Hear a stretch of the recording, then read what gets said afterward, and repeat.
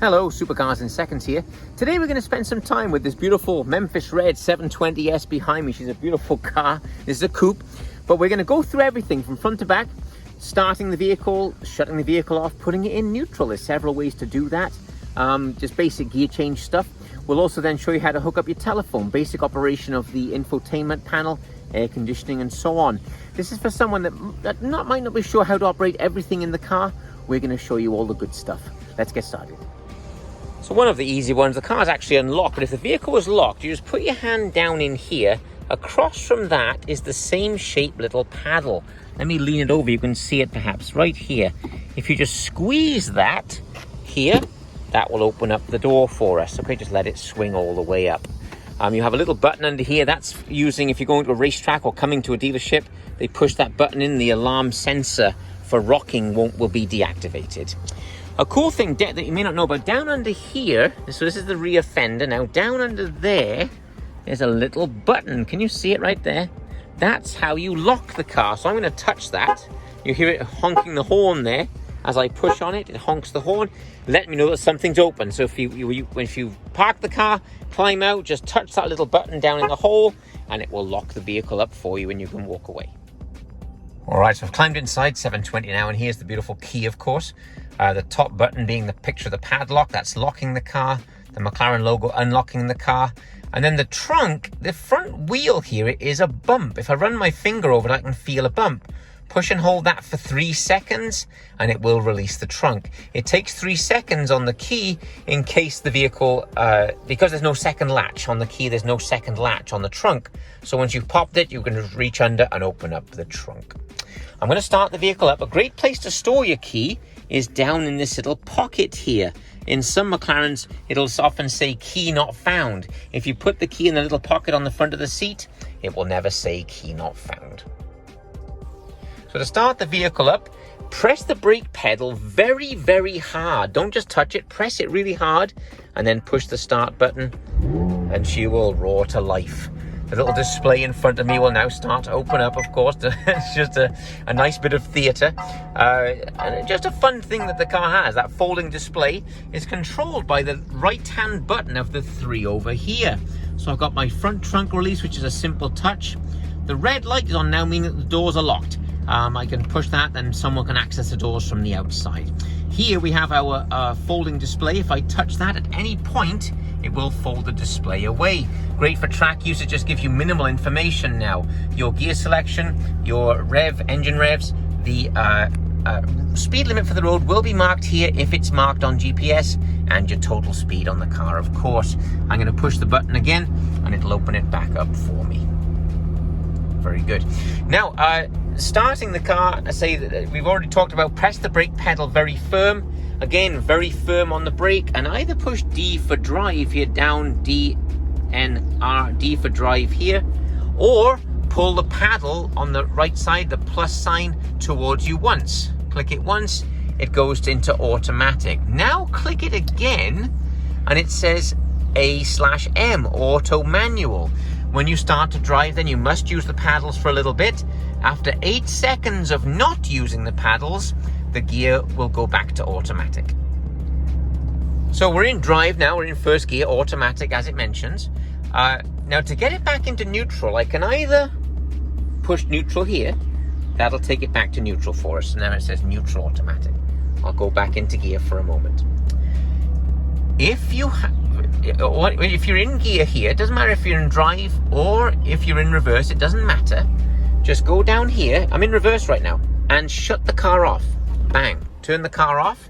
It puts itself in neutral, it puts its own park brake on, and you're done. When you're ready to leave, do the reverse. You climb in the car, very firm on the brake, push the starter.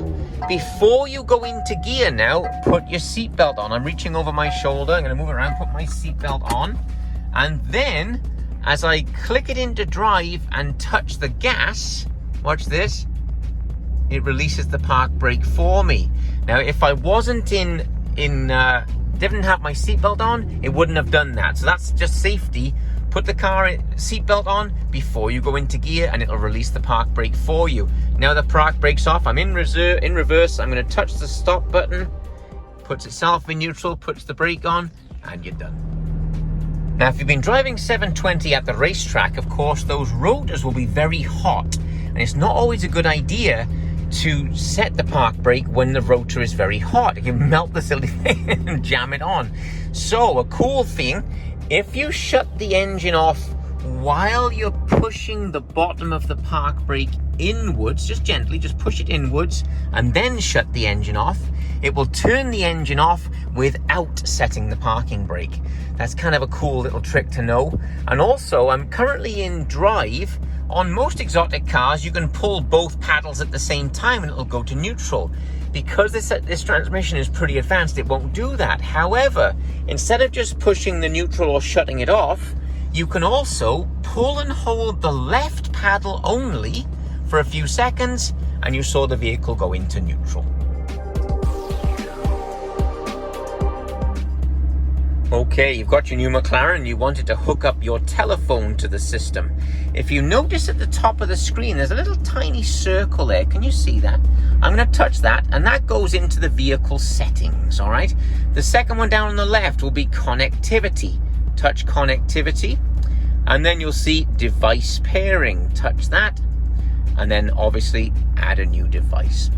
It will then search through your own Bluetooth in your telephone. Now look for McLaren 100K or whichever your vehicle is named, meaning if you go back to that menu, Bluetooth name, if you touch that, you can now delete it and make it, I'll make it this one, let's say McLaren 720S. Okay, and now when you search the Bluetooth device, it will change that. The fun thing is you can make it your own name. Usually at delivery, I'll make it the customer's name just for a bit of fun, but that's kind of a nice way to personalize it. And even if you have several McLarens, I hope you do, you can identify which one it is. Within Bluetooth name, just touch it, and then you can change what this particular car is called.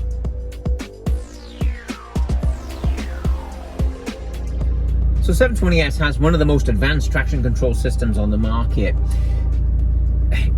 Even you see some of the best racing drivers and reviewers on YouTube, they don't turn the traction control completely off.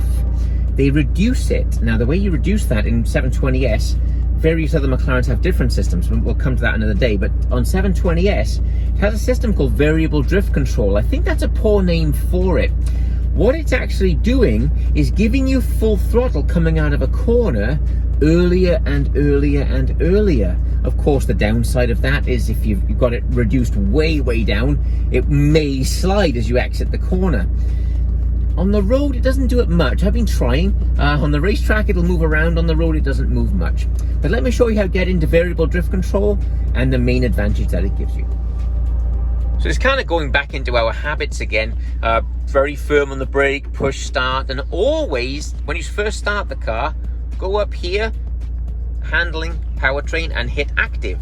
There it is, just push that. You hear the car adjusting behind me perhaps. Some little lights came on, letting me know that the last time it was used, it was in the manual mode, and the wing was up. That's how you move the wing up on the back of the car. If that light's not on, the wing is not up. Now, if I do that and shut it off, get to 10 miles per hour, the big wing on the back will sink and it will stay down. It will still articulate for braking, but it won't be up and look so cool until you push active. Then the little light comes on and the wing is up.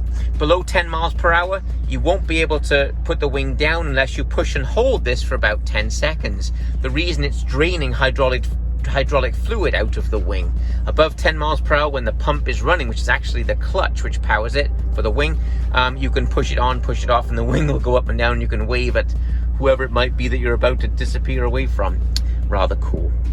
So once I'm in active mode, let's set up for now for variable drift. So the way we do that, if either one is in comfort, variable drift won't work. Meaning either one. The top one has a H, handling. There's a C under there, comfort, sport, and track. This is your suspension. Comfort, sport, and track for P, powertrain. So you basically think of this: throttle response and engine, suspension. That's the easy way to think of these two dials. They have to both be in sport. So sport and sport or higher. Either one can be in track, but neither one can be in comfort. Once you're there, I'm going to push stability control here, ESC off one time, and nothing happens. But up in my main display, can you see now it says ESC DYN, ESC Dynamic Mode.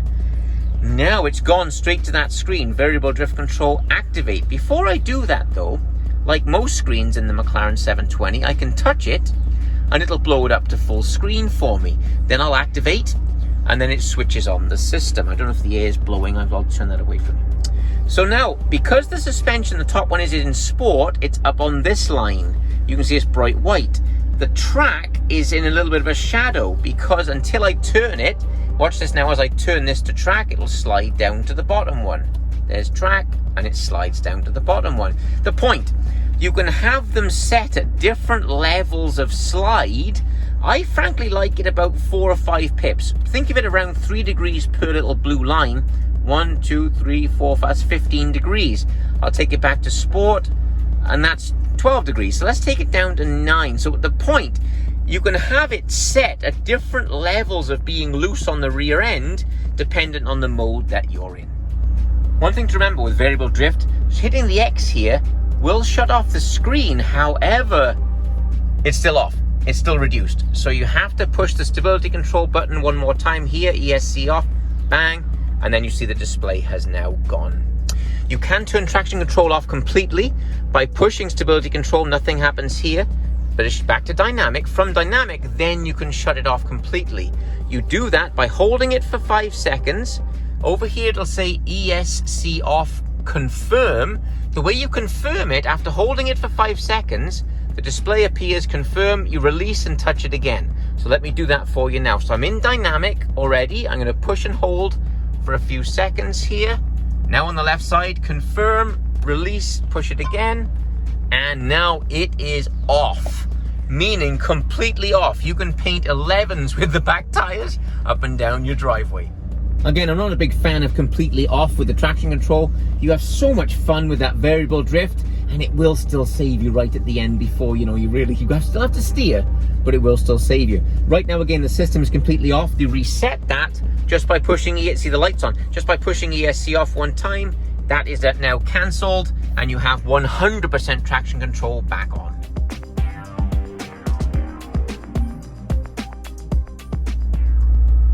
A fun thing with the active dynamics panel, which is what this is called, again, H for handling, and P for powertrain.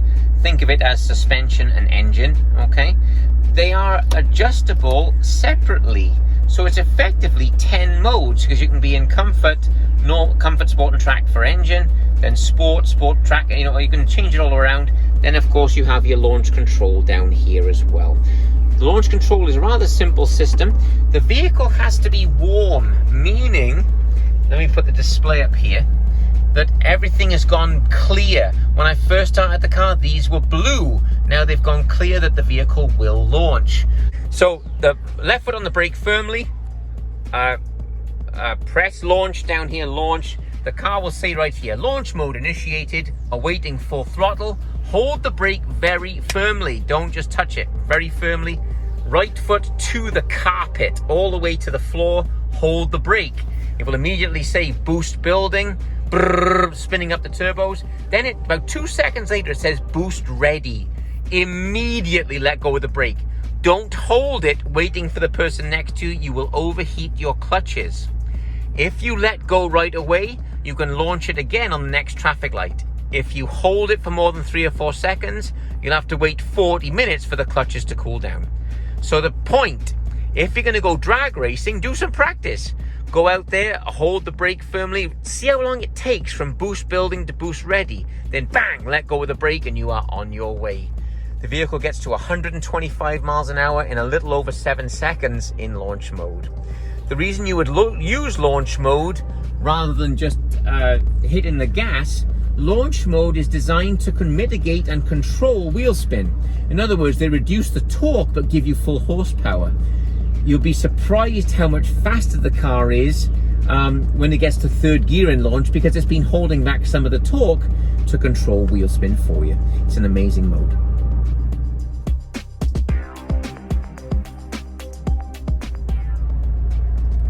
So to set a destination in your navigation, I use this shortcut. I like the shortcut buttons below the screen. So you have your radio, that'll fill the screen. This little arrow is your navigation, your telephone, air conditioning, muting button, and Bluetooth. So you got your radio and your Bluetooth. The musical notes would be your Bluetooth that's in your own device. I touch these three little lines here. Bang, that's how you enter a new address. I've just entered an address, and it's telling me 0.1 of a mile ahead, go left, 11:45, the time arrival is 30 miles. Up on my screen up here, I have the short stalk on the left side of the steering column. If I push it down like a turn signal, it will change. So I got phone and radio, and now look, it's showing me turn-by-turn directions without having to take my eye off the screen and look down there. I got my big display in front of me, which is almost, eye level, so you don't need a heads-up display in a McLaren, of course, because it's so low. But that's rather nice. It shows me time of arrival, distance, and go out of here and take a left looking for Sunset Boulevard. So the navigation system works quite well. It's, as you know, it's usually better on your telephone, but it actually works quite well. The only weird thing is how to cancel a route. If you've got a route set into the car, how do I cancel it? So I'm going to start a route and then we'll cancel it. So I've got the navigation screen down here. So I'm going to touch it. That'll blow it up to full screen. And I'll use a previous destination for now. So I touch the little three white lines, I'd hit address. That's a new address. But I'll go to recent destinations. And I'll go to that address there, Palmetto, touch that. Then it says go. So just touch that and it will go. It'll now start to show me the pink lines of where to go, what to do. On my big screen up here, it also says where to go and what to do. Then I've changed my mind and I can't do that anymore. Go back down and I've got to change direction. So I'm going to go down here, touch this. And in the bottom right corner, you've got a picture of the flag with a little circle in it. Can you see that there? I don't know if I can get, there we are. I'll just touch it and that cancels the navigation. So it's still in your recent destinations, but now it's cancelled and it's gone dark.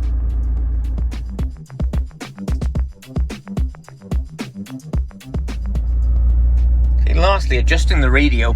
If I got the map up there and I use the little shortcuts below the screen, here's your radio, the little antenna mast there, push it firmly and it goes into the radio screen.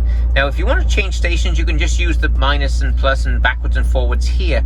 However, in the top left corner you've got your three little lines, same as on the navigation. So if you touch here, and it then gives me a list of the radio stations that the antennas in the windshield are picking up. If you're in a new, but that's local to where you are that second. Let's say you went on a trip 100 miles from home, it might be different radio stations. Go to this screen and use this little circle here and it will refresh all of the local radio stations that the antennas are picking up. That's rather cool there. Just to the left of FM is a little tiny grey triangle. I don't know if you can see that there. I'll touch that and that drops down our sources from AM to satellite radio. Right, so that's the satellite radio screen up now. So if I use these 9 little buttons here, that's how you enter. It's like a keyboard. That's how you enter the channel number. We're on channel 1, which is the preview showing the telephone number to call. Down here, if I touch this and enter channel 0, and then the bottom right hit OK, that then shows me the radio ID. Might be worth taking like a photograph of that. Click to take a photograph of that. So then go back, enter channel 1, OK. Call this number and quote that number to them from the previous page and they can get you set up for satellite radio. At any point, of course, touch the little grey triangle to the left and go back to FM for the previous page. And then finally, adjusting bass, treble and sound and so on. You've got it blown up to full page with your little button. Go up to the settings here and then on the right, sound. There we are. And then you can select, pick and choose however you might like it to sound. Studio would be all 12 speakers in the Bowers & Wilkins audio playing at the same time. On stage, we'll make it more front bias again, like live music. Driver focus, I don't think is a great deal in this car because the cockpit's so small. In a big SUV that might work, but I like studio and on stage. SDVC, that's basically a loudness button. I like number 2 there, different levels of loudness. I like that setup there. Active means it just shuts it off, that's all, so it doesn't allow you to change anything. If you go to a different button down here, it will be set differently, so then you can pick and choose how you like the music to sound. When you're finished, you can either use the back arrow, or at any point you can push this firmly and let go, and it will go back to your scrolling carousel of all of the options in the screen. Another way to look at that options is to push it firmly again, and it will go to actual buttons that you can select quicker than perhaps scrolling all the way through.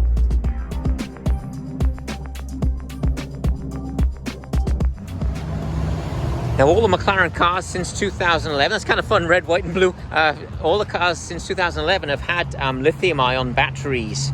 Creates a massive amount of power and doesn't weigh anything, so that's why they use it.